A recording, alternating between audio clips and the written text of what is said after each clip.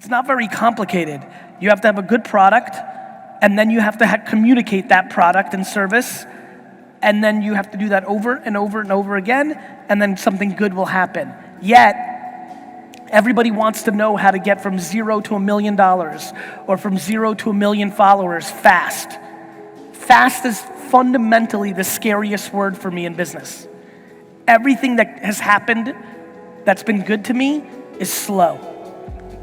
How many people here are under 31 years old? Raise your hands. Keep them up. When I was 31 years old, keep them up, don't be lazy. When I was 31 years old, I was making less than $100,000 a year working in a liquor store, building a business for my dad, and was going to be leaving 3 years later owning nothing. Keep it up. Under 31, I worked in a liquor store, ringing people up at the register. You can put it down. Everybody wants to get to a place, very few are willing to sacrifice to get there. Everybody wants something, and very few people are executing to go there. The amount of people whose actions map to the ambition coming out of their mouth is very low. There is no shortcuts, there is no secret, there's no system or model. There's the very basic nature of this. No matter what you do in this room, the customer that you're trying to reach is either very difficult to get to or very easy to get to on your ability to understand what's happening in the world. What I mean by that is, there's only marketing and sales. There's marketing and branding, and then there's sales. Understanding how they're different and why they're different is important, and then understanding how to do marketing and branding so that you're not at the mercy of sales is an incredibly important thing to do for long-term success.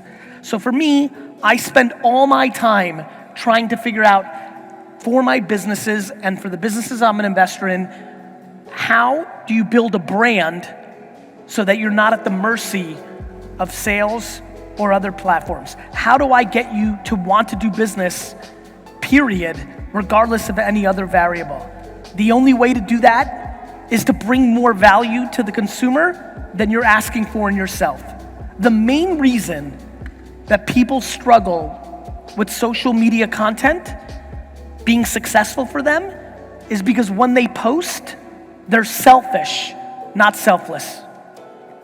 The number one reason, if you've been trying to grow your audience on these platforms and it is not successful, normally, 90% of the time, it's because when you post, you're posting for yourself, not for your audience. You want it for you, not for them. Period. And for me, that has been the foundational reason where a lot of my stuff has worked. And so for me, my number one challenge, Malaysia, is can you go 2 months with putting out content that only brings people value and creates nothing for you in return? You have to understand that intent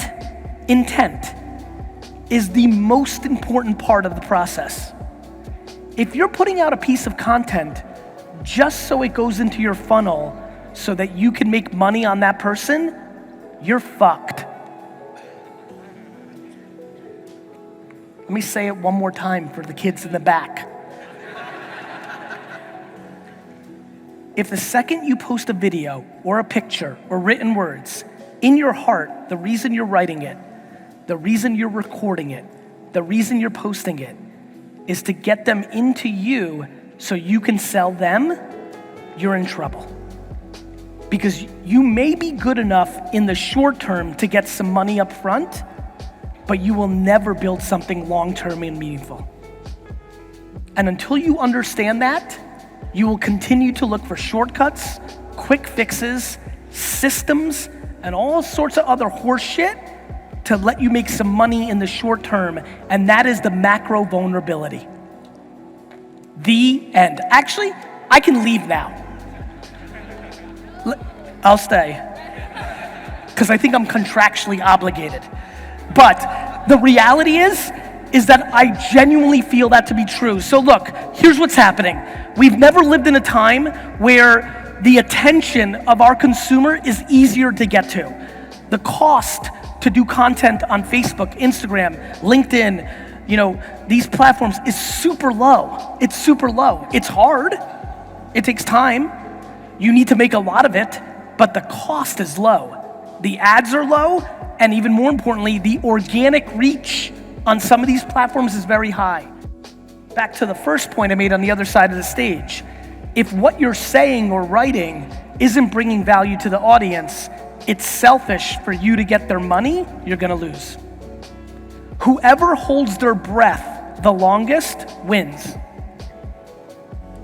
Whoever holds their breath the longest wins. The quicker you go for the sale, the less leverage you have. The more you try to disguise your sale, the more full of shit you are.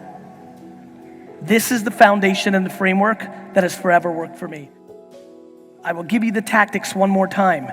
I think you should post on Facebook, Instagram, Snapchat. Like it's the same shit. It works for everybody who does it. The problem is you're not doing it. And if you're doing it, you're so selfish that nobody wants to hear it. You understand? In a world where everybody can put out content, it means you have to be good, bless you. It means that you have to be good. The way to be good is to actually provide value.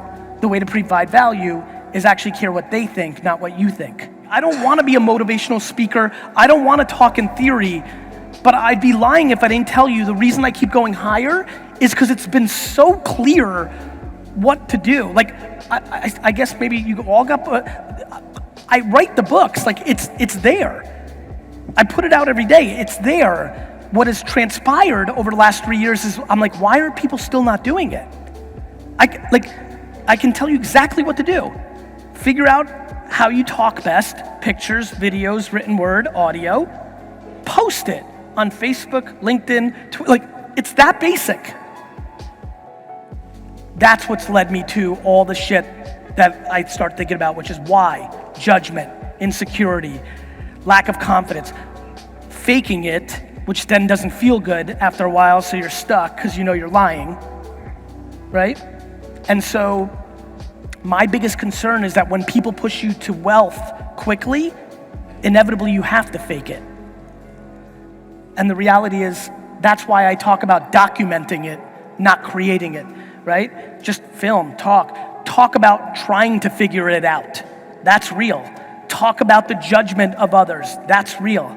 But then talk about your expertise, what you want to sell, what you have. To me, a couple years ago, maybe 5-6 years ago, I wrote a book called Jab, Jab, Jab, Right Hook. The reason I did that was to give everybody a framework. Give, give, give, and then ask. When you give, you need to give. When you ask, you need to ask. I'm here to give. This is a keynote. I will not sell you here. This is a keynote. I'm gonna give. But I'm also very comfortable when my new sneaker comes out to post it on Instagram and say, buy it. The problem is, most people when they give with expectation that they're gonna get something in return. That is the non-definition of giving. When I give, I give. And if it doesn't mean that when I wrote Jab, Jab, Jab, Right Hook, I said, give, give, give, and then ask. The way everybody heard it, give, give, give, and then take. We have to slow down. If you actually thought about your life in a 50-year window or an 80-year window, you would slow down. Everybody wants to succeed so fast because they want to prove something to somebody else. That makes you vulnerable. That makes you vulnerable. When you're producing for more likes, when you're producing for more subscribers, when you're producing for more money, when you're producing for more fame, it makes you vulnerable. Produce to bring value to the other party, so much so that it guilts them into doing business with you. I mean it. You want to really build something meaningful? Think about producing content in a way that is so valuable that it guilts people to do business with you. That is how I see brands that win. Thank you.